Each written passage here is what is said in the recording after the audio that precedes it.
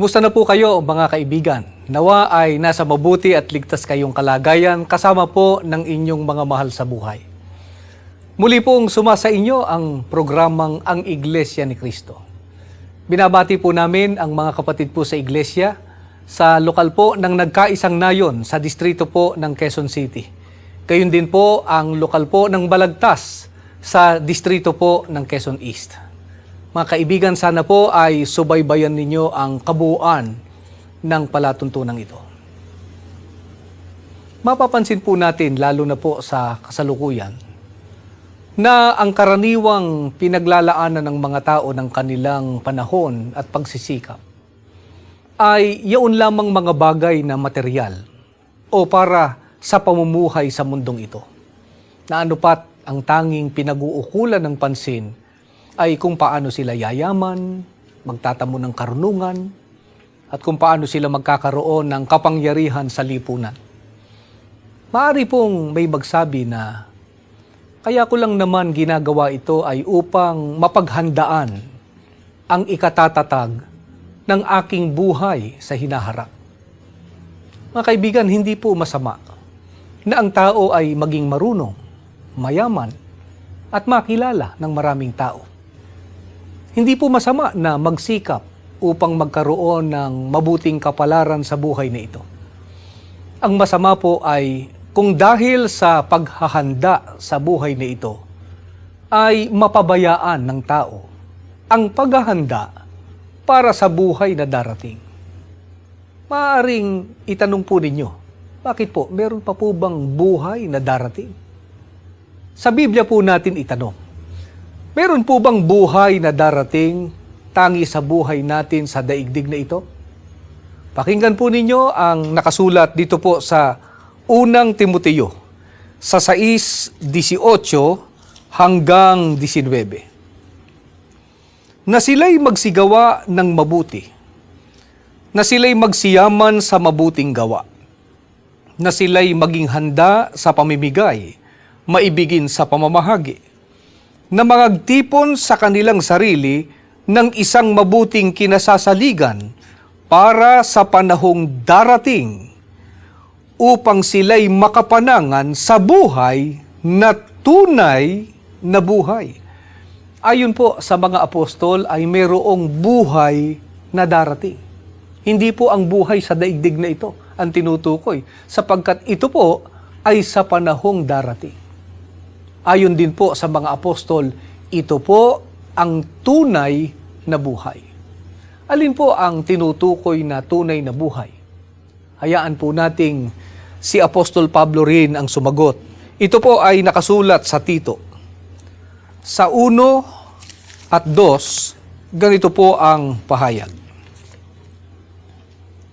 At bigyan ng pag-asa sa buhay na walang hanggan, bago palalangin ang sanlibutan, ang buhay na ito'y ipinangako na ng Diyos na hindi marunong magsinungaling. Ang tinutukoy po ni Apostol Pablo na tunay na buhay ay ang buhay na ipinangako ng Diyos sa mga taong mapapalad. Ito po ang buhay na walang hanggan. Kaya po tinawag na tunay na buhay dahil iyon po ay wala ng kamatayan o wala ng hangganan. Kaya kung naghahanda o nagtitipon ang tao ukol po sa buhay na ito, lalo po niyang dapat na paghandaan ang buhay na darating. Ang tunay na buhay o ang buhay na walang hanggan. Paano po kung hindi ito ang ginagawa ng tao? Manapa ang pinag-uukulan lang niya ng pansin ay ang mga bagay na material, palibas ay ang buong pag-asa niya ay nakalagak lamang sa buhay na ito. Pakinggan po natin ang pagtuturing ng mga apostol sa gayong uri ng mga tao.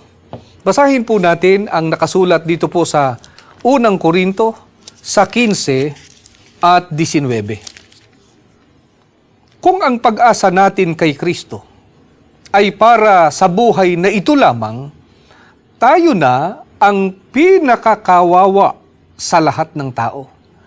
Ang pagtuturing po ng mga apostol sa mga taong ang pag-asa ay para lamang sa buhay ni ito ay pinakakawawa sa lahat ng tao. Pansinin po natin mga kaibigan na hindi lamang kawawa kundi pinakakawawa sa lahat ng tao. Kahit sabihin pang ang gayong mga tao ay nagtamo ng kasaganaan at katanyagan, hindi sila ang itinuturing po ng Biblia na maswerte o mapalad, kundi pinakakawawa pa sa lahat po ng tao. Bakit kaya? Bakit po sinabi ni Apostol Pablo na pinakakawawa sa lahat ng tao ang umaasa lamang sa mga bagay na ukol sa buhay na ito?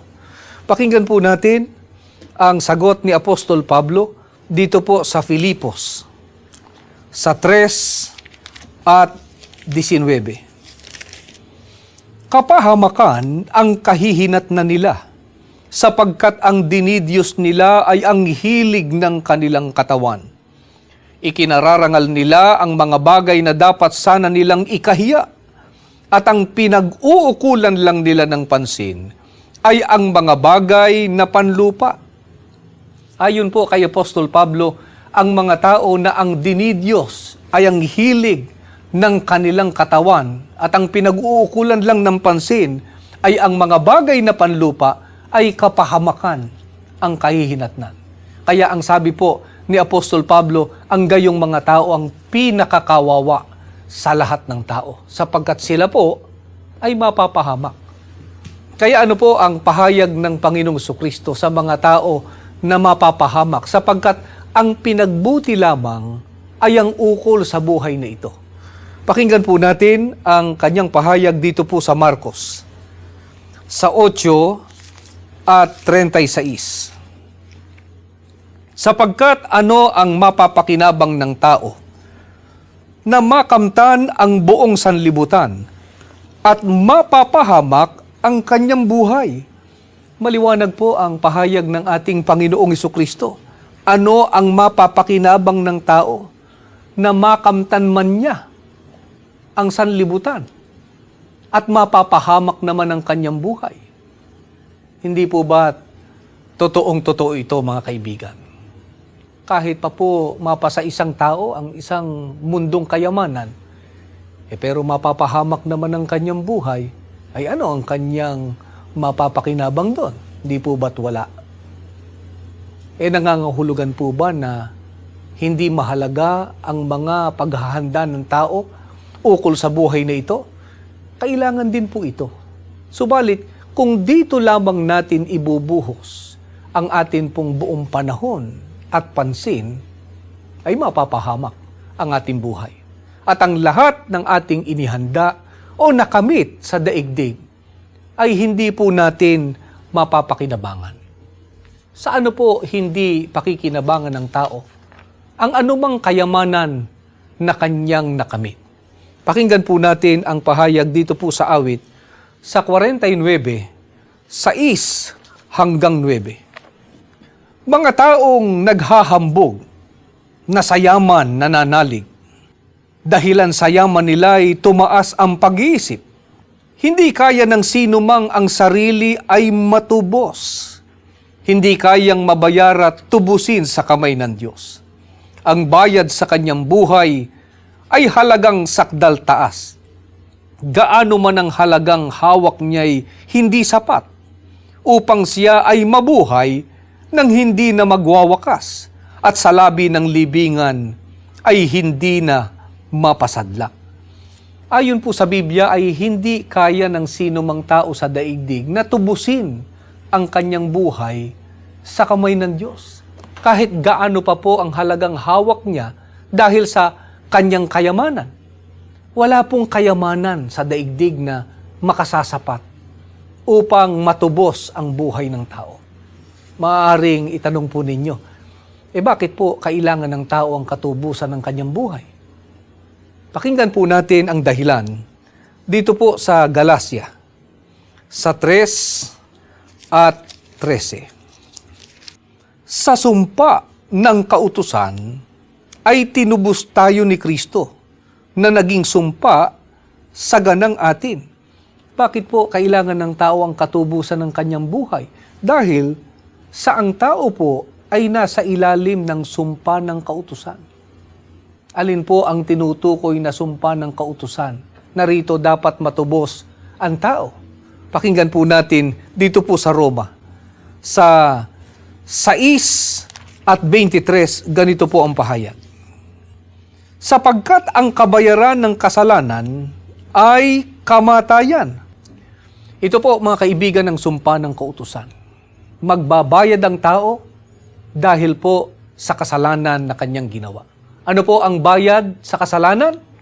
Hindi po ang salapi, hindi po karunungan, hindi kapangyarihan o impluensya sa lipunan o anumang inihanda ng tao para sa kanyang buhay sa mundong ito.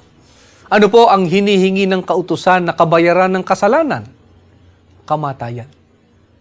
Gaano po ba o ilan ang taong nagkasala?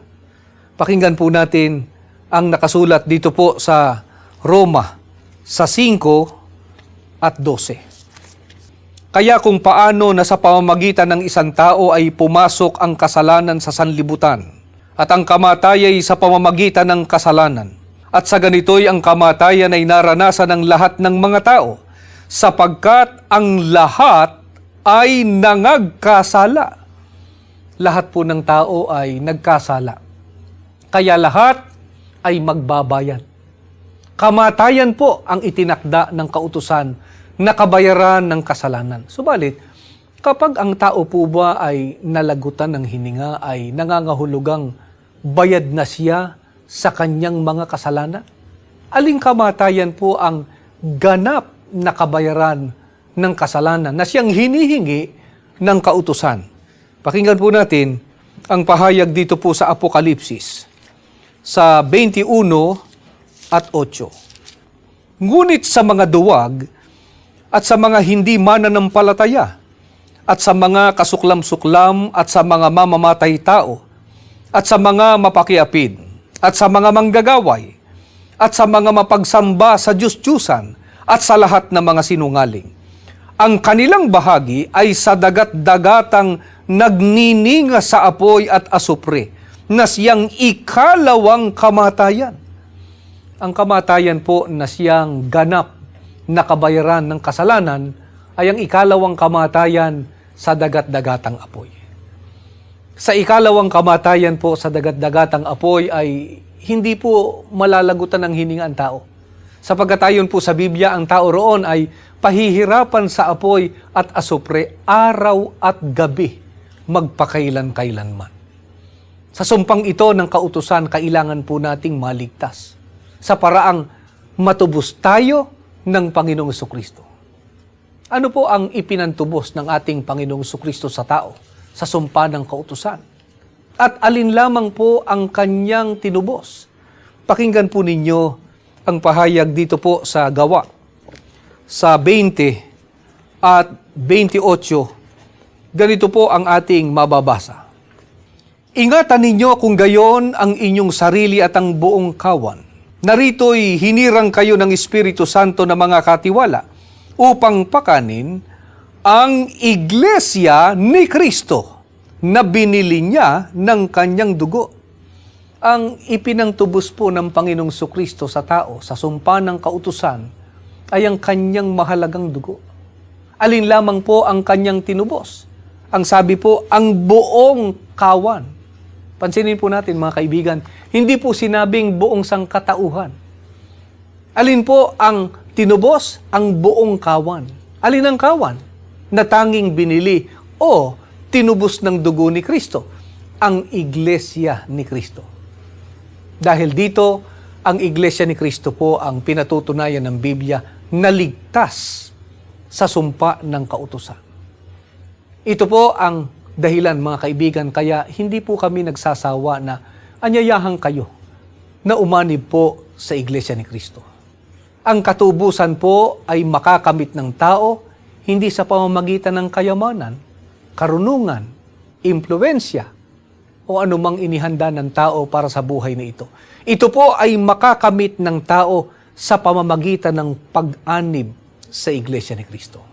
Ano po ang tiniyak ng Panginoong Jesucristo sa mga kaanib sa kanyang iglesia? Palibas ay ito po ang binili o tinubos sa pamamagitan po ng kanyang dugo. Yan po ang aming ipaglilingkod sa inyo sa amin pong pagbabalik. Samantala ay panoorin po muna natin ito. Lumaki din kami sa hirap po. Yung buong pamilya namin, ganun din naranasan. Nag-uumpisa kami talaga sa walang-wala po. Sa ngayon po, ang trabaho ko ay nasa construction ng Daneco, electrification. Ako ang isang kontraktor ng tagakabit ng mga metrohan ng Nordeco. Umaga umpisa, alas 5. Marami na po akong mga kliyente na magtatawag sa akin. Hindi man hawak ko lang lahat ang oras po kasi mayroon din akong engineer na naghahawak sa akin. Kaya pag sila ang gustong tumawag sa akin, hindi ko pwedeng maayawan. Bilang isang ama po, tungkulin ko pong magbigay o matustusan man lang ang aking mga mahal sa buhay. Sa ngayon po, na ganitong sistema po, yung pamilya ko po, hindi naman sila kapos sa pangangailangan. Sa ngayon po, nandito pa tayo sa lupa nating kinalalagyan po, siyempre, mahal natin ang ating buhay.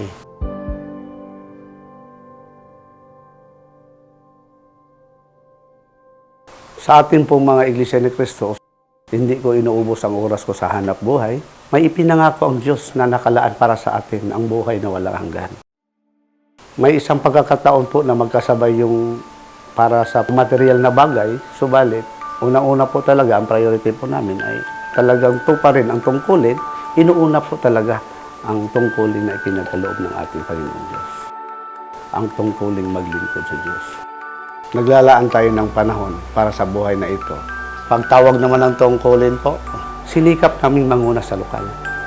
Na lahat po ng mga adhikain ng pamamahala, katulad ng papalaganap at pagpapasalamat, talagang ginagampanan namin na makatupad sa aming mga gampanan. Sapagkat mayroong ipinangako ang Diyos na buhay na walang hanggan, na doon na walang sakit, wala ng pagluha, wala ng mga tiisin.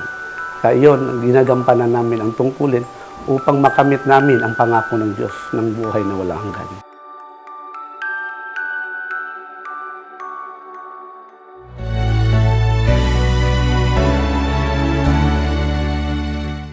Nagbabalik po ang programang Ang Iglesia ni Cristo. Ang tanong po na iniwan natin kanina, mga kaibigan, ay ano ang tiniyak ng Panginoong Jesucristo sa mga kaanib sa kanyang iglesia, palibas ay ito ang tinubos niya ng kanyang dugo.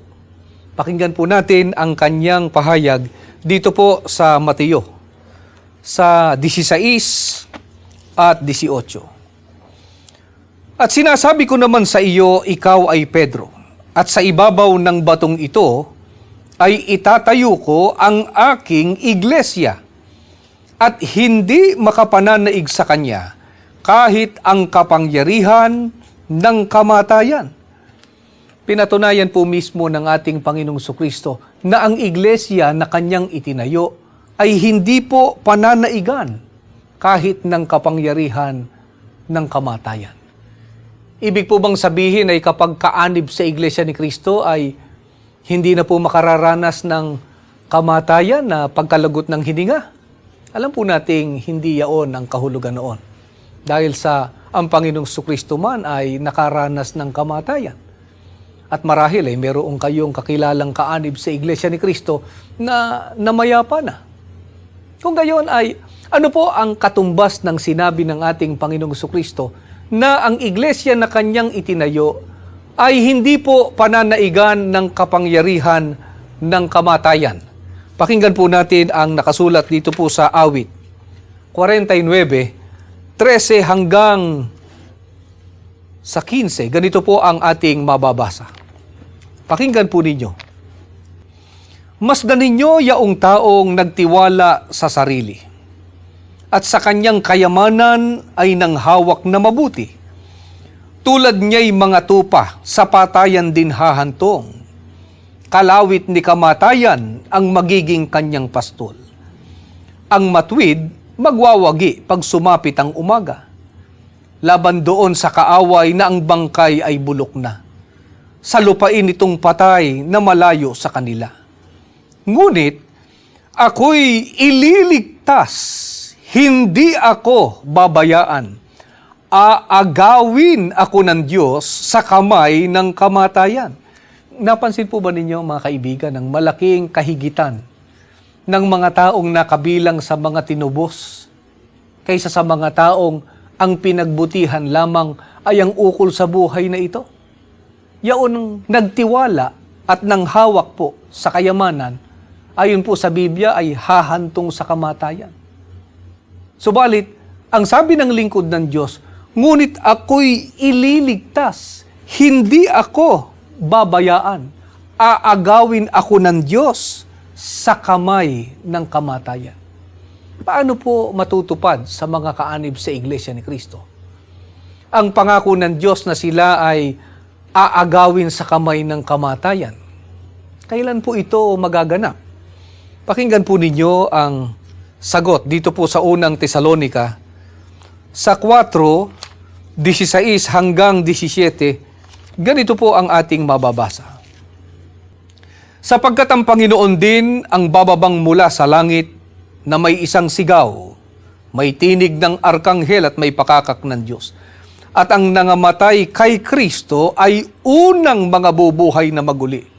Kung magkagayon, tayong nangabubuhay na nangatitira ay aagawing kasama nila sa mga alapaap upang salubungin ang Panginoon sa hangin at sa ganito'y sa Panginoon tayo magpakailanman. Ang mga nangamatay po kay Kristo o nangamatay na kaanib sa Iglesia ni Kristo ay unang mabubuhay na maguli. Yun po ay magaganap sa ikalawang pagparito ng ating Panginoong Jesucristo o sa araw po ng paghuhukom. At ang darat ng buhay na kaanib po sa Iglesia ni Kristo ay hindi na po makararanas ng kamatayan. Manapa ay kasamang sasalubong sa Panginoon at sa Panginoon magpakailanman. Ano po ang tiniyak ng Biblia na kapalaran ng mga napabilang sa unang pagkabuhay na maguli, na siya ring kapalaran ng mga darat ng buhay na kaanib sa Iglesia ni Kristo? Pakinggan po natin ang nakasulat dito po sa Apokalipsis sa 20 at 6. Mapalad at pinagpalang lubos ang mga nakasama sa unang pagbuhay sa mga patay. Walang kapangyarihan sa kanila ang pangalawang kamatayan. Ayon po sa Biblia ay mapalad at pinagpalang lubos ang mga nakasama sa unang pagbuhay sa mga patay, sapagkat walang kapangyarihan sa kanila ang pangalawang kamatayan. Sa makatwid, mga kaibigan, dalawang kamatayan ang hindi po magtatagumpay sa mga kaanib sa Iglesia ni Kristo. Ang kamatayan po na pagkalagot ng hininga, sapagkat ang nangamatay na Iglesia ni Kristo ay unang mabubuhay. At ang ikalawang kamatayan, sapagkat ang makakasama po sa unang pagkabuhay na mag-uli sa ikalawang pagparito ng ating Panginoong Jesucristo at ang darat na niyang buhay na nasa Iglesia ni Kristo na hindi po makararanas ng kamatayan ng pagkalagot ng hininga ay ligtas na sa ikalawang kamatayan sa dagat-dagatang apoy. Ano po ang katangian ng pamumuhay na tatamasahin ng mga Iglesia ni Kristo sa buhay na darating? Pakinggan po ninyo ang sagot dito po sa Apokalipsis sa 21:1 hanggang 4. At nakita ko ang isang bagong langit at ang isang bagong lupa. Sapagkat ang unang langit at ang unang lupa ay naparam at ang dagat ay wala na. At nakita ko ang bayang banal, ang bagong Jerusalem, na nananaog mula sa langit buhat sa Diyos, na nahahandang gaya ng isang babaeng kasintahan na nagagayakang talaga sa kanyang asawa. At narinig ko ang isang malakas na tinig na mula sa luklukan na nagsasabi, narito, ang tabernakulo ng Diyos ay nasa mga tao, at siya'y mananahan sa kanila, at sila'y magiging mga bayan niya, at ang Diyos din ay sa kanila at magiging Diyos nila. At papahirin niya ang bawat luha sa kanilang mga mata, at hindi na magkakaroon ng kamatayan, hindi na magkakaroon pa ng dalamhati o ng pananambitan man o ng hirap pa man. Ang mga bagay ng una ay naparam na. Mga kaibigan, maluwalhating buhay po at pamumuhay na ang tatamasahin ng mga iglesia ni Kristo sa buhay na darating. Sapagkat doon po sa bayang banal ay wala na pong hirap, pagluha, karamdaman at kamatayan. Ito po ang tunay na buhay na dapat napakahangarin ng tao. Ito po ay makakamit ng mga taong tinubos ng dugo ni Kristo. At ang pinatutunayan po ng Biblia na tinubos ng dugo ni Kristo ay ang Iglesia ni Kristo. Sana mga kaibigan ay makasama po namin kayo sa Iglesia ni Kristo at sama-sama nating tamasahin ang buhay na darating na ipinangako ng Panginoon Diyos. Ang tunay na buhay o ang buhay na walang hanggan.